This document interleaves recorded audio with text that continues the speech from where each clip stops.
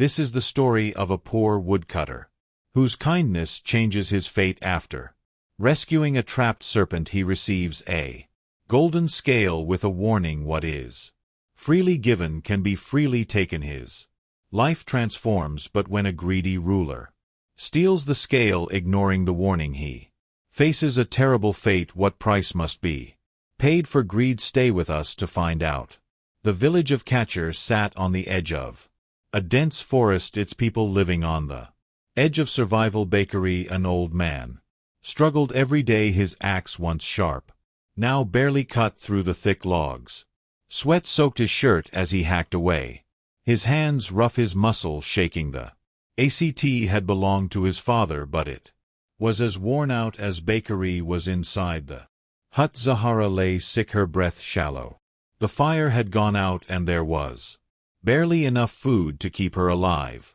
Bakery felt powerless as he gathered the wood, tied it into a bundle and lifted it onto his aching shoulders. The market awaited, but so did another day of failure. As he walked toward the market, a loud carriage pulled up. The villagers stepped aside, heads lowered. Inside sat Chief Gino, the ruler of Catcher. His dark eyes scanned the village, and when they landed on Bakery, he smirked. Still chopping wood, old man D. Gino called, his voice smooth, mocking. Are you tired of living like this every day, the same poor and dying? Bakery clenched the rope around his wood, but he didn't speak.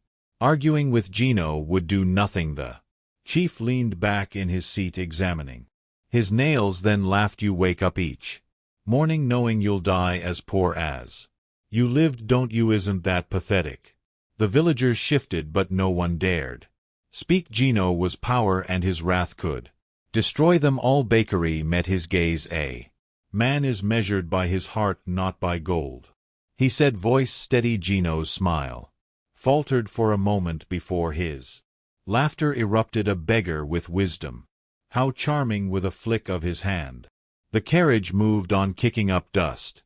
Bakari watched, frustration burning inside him, but he pushed it down. Anger wouldn't fill his stomach or heal Zahara. That night he sat by Zahara's side, the flickering lamp casting long shadows on the wall. He whispered a prayer, his voice breaking. Great spirits, help me, not for gold, but for her. I can't lose her. Outside the wind rustled through the baobab trees, and deep in the forbidden forest something stirred.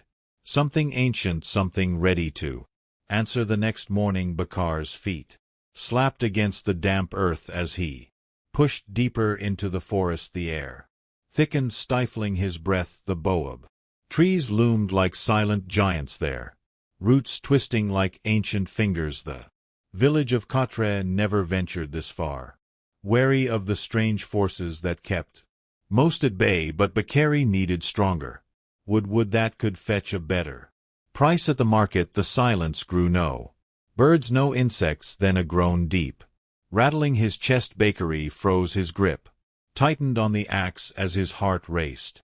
The sound came again, like an injured beast. His instincts screamed to run, but something about the sadness in that groan held him there. He pushed through the underbrush, each step heavier than the last. When he reached the clearing, he froze again. At the center, an enormous baobab tree towered over something unimaginable, a black and gold serpent trapped beneath the roots. Its scales glowed faintly. It was weak, struggling to breathe. The serpent's golden eyes locked on him, but there was no aggression, just pain. Bakar's throat went dry. He should leave, but as it groaned again, desperate, his heart wavered. It was ancient, powerful, maybe a curse, maybe a spirit his ancestors had warned him, do not meddle with the unseen world. Yet Bakari didn't see a monster, he saw suffering. His hand hovered over his axe. He could end it with one swing, but he didn't. He took a step forward. The serpent didn't move. If you eat me after this, Bakari muttered, I try to do the right thing. He raised his axe, not to kill, but to cut the roots. The wood was thick. Each swing burned his arms. Sweat poured down his face as the axe bled. The forest darkened, but he didn't Stop. The serpent lay motionless, only its chest rising and falling after what felt like hours. The last root snapped. The serpent stirred. Bakery jumped back, expecting an attack. Instead, the serpent lifted its massive head, stretching. Its golden eyes met his, not with rage but something else. Something unspoken. Then, to Bakar's shock, it spoke. You have freed me, old one. Bakar's heart stopped. His hands trembled. The serpent's voice rumbled like thunder. For your kindness I offer you a gift. The serpent's fangs pulled a golden scale from its back and dropped it before Bakery. Take this, it will bring you wealth, but remember, what is freely given can be freely taken. The words hung in air. Bakery swallowed, looking from the glowing scale to the serpent. What had he done? With a final look, the serpent vanished into the shadows, disappearing like mist. Bakar stood frozen, the weight of the moment pressing down on him. His breath ragged, he bent to pick up the golden scale which pulsed with heat. Alive in his hand, something deep inside him whispered, be careful what you accept. His life had just changed forever. His feet dragged through the damp earth, his mind racing with the serpent's warning, and the golden scale now burning in his palm. Inside the hut, Zahara lay motionless on her mat, pale and weak, the weight of her illness pressing on him. Kneeling beside her, his hands trembling, he placed the scale gently next to her. If this is truly a gift, let it be for her, he whispered. The scale hummed softly, glowing with an eerie warmth. Bakery closed his eyes and prayed, the air around him buzzing with strange energy, before finally succumbing to exhaustion. Morning light crept in and Bakari jolted awake. Something was different. He turned to Zahara. She was sitting up. Her eyes were clear, her skin glowing. She smiled at him, strong and alive. Bakar's heart raced. His trembling hands touched her warm face. It was real. But then he noticed the floor. The hut was covered in gold coins, jewels, trinkets scattered across the room like a dream. The serpent's gift had transformed their lives. The news spread quickly. The village buzzed with rumors. How had Bakery gone from poor woodcutter to wealthy benefactor? No one knew, but no one questioned it for long. Bakery used the gold to rebuild homes, feed the hungry, and pay for healers. He didn't keep it for himself, he gave it all away. The people adored him, Bakery the blessed they called him. But Chief Gino watched from his grand hall, fuming. His grip tightened on his golden goblet as he saw the villagers rally around Bakery. Gino had always been the one in power, but now the people were looking at someone else. And he couldn't stand it. What do you think Bakery got that gold? Gino growled to his advisor Mosi, slamming the goblet down. Mosi hesitated. The village is stronger. Jingo cut him off. He's hiding something, some trick, some secret, and I'll find it. His knuckles whitened as he gripped the goblet. Bakar's rise was a threat Gino couldn't ignore. He would tear him down no matter the cost. Enough was enough. For days Jingo had watched as the villagers praised Bakery. They once revered him, their chief, but now they cheered for a mere woodcutter. Tonight he would take what was rightfully his. Moving swiftly through the village, Gino's eyes locked on his target, Bakar's hut. The door was unlocked too easy. Inside, Zahara slept peacefully, no longer frail. The rumors were true. Bakar's wealth and her health came from something unnatural. His gaze shifted to the golden scale beside her mat, glowing softly. This is the secret, Gino muttered. His fingers twitched and without hesitation he grabbed the scale. It burned hot in his hand, resisting him. But he didn't let go. With the treasure in hand, he slipped into the night. The wind picked up as Gino ran the forest, pressing in around him, but he kept going.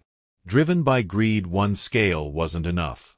He needed more. He would have power beyond kings. As he neared the baobab tree, the whispers of the forest grew louder, then suddenly stopped. Gino froze.